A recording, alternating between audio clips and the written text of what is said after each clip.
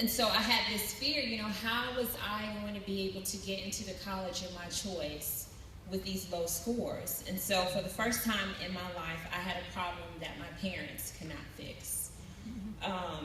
And we're women who have experienced different things, so I know some of you all have had a similar situation. So, of course, like any good girl, she goes to her mom. I went to my mom, and guess who she pointed me to?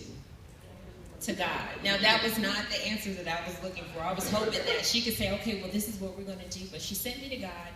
And at the time, it was not a comforting response, but it was the right response, because that was a pivotal moment where she was teaching me that I had to trust God. So the question is, could I trust God to get me into college? That was my big deal. So I went to God with my sad heart and my long list of wants, and I made the choice to trust Him. I had to trust Him to make provision for me and my failure, because 1,000, that's terrible.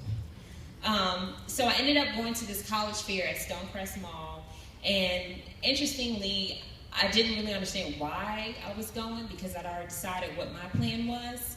But tucked away from all the other school displays was Johnson & Wales University. And this is a school that I had never heard of. So I approached the table, and as I get there, I notice on the display board that it says Hospitality College. And I was like, what? They have like a whole department dedicated to hospitality? So I was just like, okay, wow, this is amazing. So on top of that, Johnson & Wales University had multiple campuses, and all of which were more than 2 hours away. So that was check one, got the location, and got the degree. So then I was like, now these doggone SAT scores are about to cause a problem. So the crazy thing is, as I was listening to the representative from the school, she then said that they were not requiring SAT scores. How is this possible?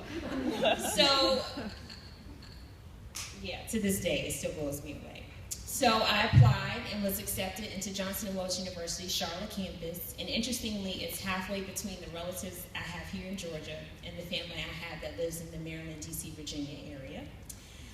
So this is the part, though, where God did exceedingly abundantly above all I asked for or even imagined. This particular Charlotte campus was going to be brand new. Like, they were building it. It was not even fully built yet.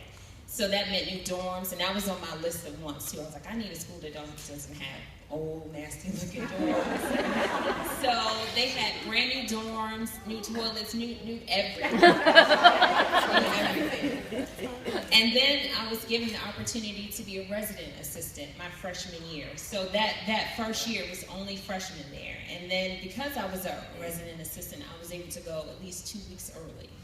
So even before all the other students got there.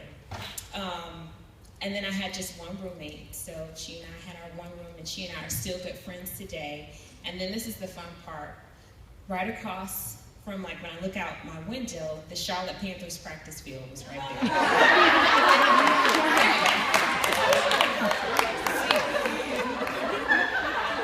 That was cool.